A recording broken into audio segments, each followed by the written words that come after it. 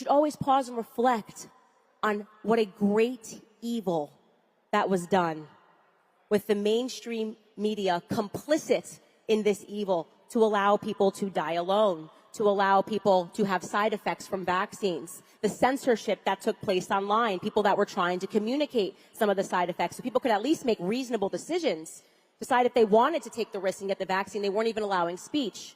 Let me tell you something right now.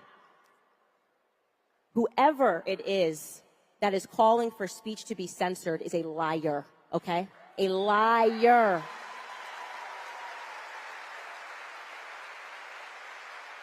I don't care what the subject is.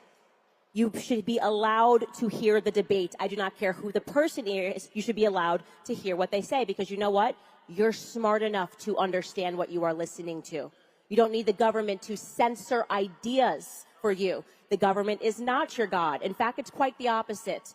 The devil has, the government has very much become the devil in our lives.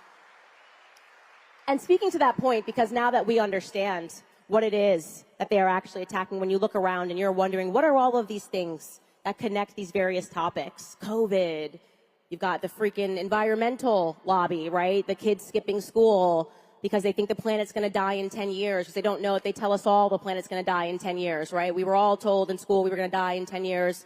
Global warming, global cooling, the ozone layer, acid rain. You know, they kind of pick a thing and then it doesn't happen. And then they just pick another thing. Trust the science, trust the experts, la, la, la, we got it.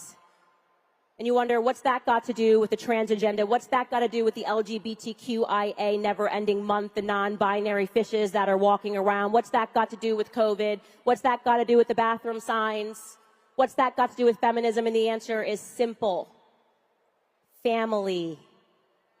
The government is trying to destroy and corrupt the biggest guard against the government, stable families.